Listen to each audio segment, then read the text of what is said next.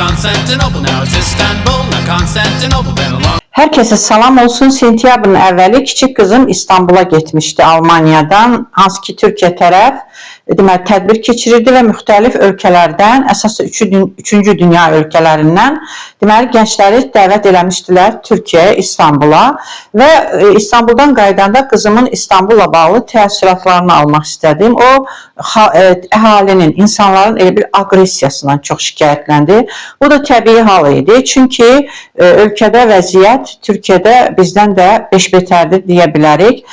Çünki orada Erdoğan hətta ona adi söz deyən insanları məhkəməyə çəkir və ağır cəzalar verir. Mən heç olmasa Azərbaycanda nələrsə danışa bilirəm və eyni zamanda türklər belə deyək, zaman yaxşı yaşayıblar. Ona görə də onlar pis yaşayanda dözümsüz olurlar, aqressivləşirlər. Bizim xalq isə heç vaxt yaxşı yaşamağa öyrəşməyibdi. O çar dövründə, bəy xan dövründə bəy xan ətrafı yaxşı yaşayırdı. Sovet dövründə SOVKP, MK və onun ətrafı yaxşı yaşayırdı. Ora əli çatan, indi də yenə hakimiyyətdə olan və onun ətrafları yaxşı yaşayır. Ona görə bizim insanımız çox dözümlüdür, çünki yaxşı günü görməyibdir və ona görə bizi aqressiyadan çox keyləşmə gedib. Bunu biz Şimali Koreyadan da görürük, elə bir Şimali Koreyaya oxşuyuruq. Çünki ümid də itəndə insan keyləşir. Kızım deyir ki, orada bir insandan məsələn mərkəzə getməyi soruşduq. Deyir, bura mərkəz deyil, deyir, elə köbut cavab qaytardı. Sonra belə bir dəstə gənc deyir, gülə gedirik. Çox da Nepal, Hindistan, nə bilim, mən Azərbaycan, yəni elə bir inkişaf etməmiş ölkələrdən olan gənclər idik.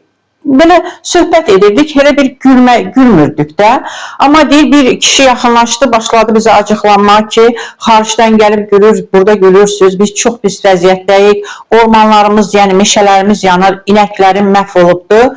Yəni belə olur da, yəni kölə, qorxaq toplumlar öz aqressiyalarını bax bu cür heç bir günahı olmayan insanlara, gənclərə tökür.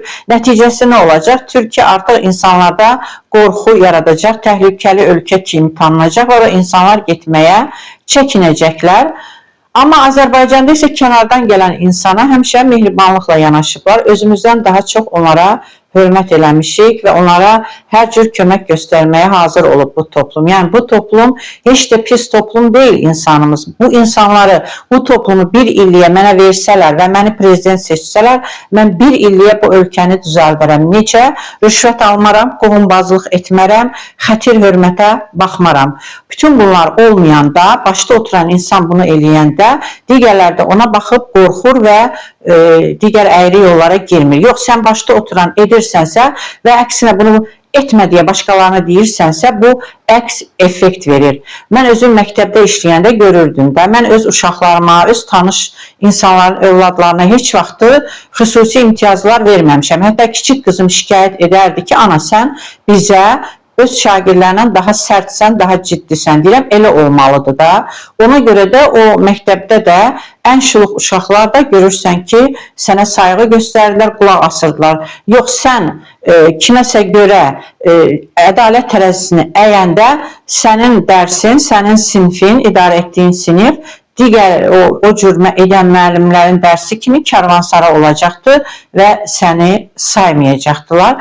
Amma sən ədalət tərəzisinə əməl edəndə inanın ki, hər kəs, hətta insanın düşmənləri belə sayğı göstərməyə, yəni səni saymağa məcbur olurlar. Beləliklə, əzizlərim, bu ölkə toplumu insanı heç də pis deyil. Sadəcə iqtidarda və müxalifətdə, burada iqtidardan beş betər diktatura müxalifətdə var, iqtidardan beş betər qohumbazlıq müxalifətdə var, iqtidardan beş betər xətir hörmət müxalifətdə var. Bunu ağıllı insanlar görür, ona görə də müxalifət 30 ildir ki, oranı inhisara alır və 30 ildir müxalifətdədir. Amma insanımız sadəcə düşüncəsini dəyişib, məsuliyyəti öz üzərinə götürüb, dəyərli insanlara dəyər verib və öz yaşam, öz ləyaqətli yaşam hüququnu bərpa etməlidir.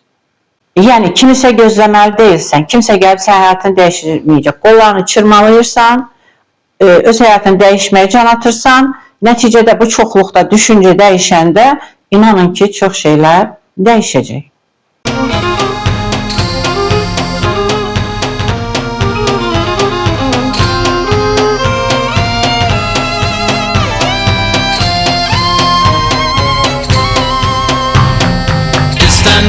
Constantinople, now it's Istanbul. Now Constantinople, been a long time gone. Constantinople, now it's Turkish delight on a moonlit night.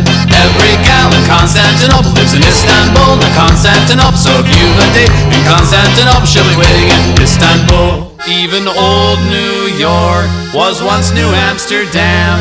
Why they changed it, I can't say. People just liked it better that way. So take me back to Constantinople. No, you can't go back to Constantinople. Been a long time gone. Constantinople, why did Constantinople get the works? That's nobody's business but the Turks.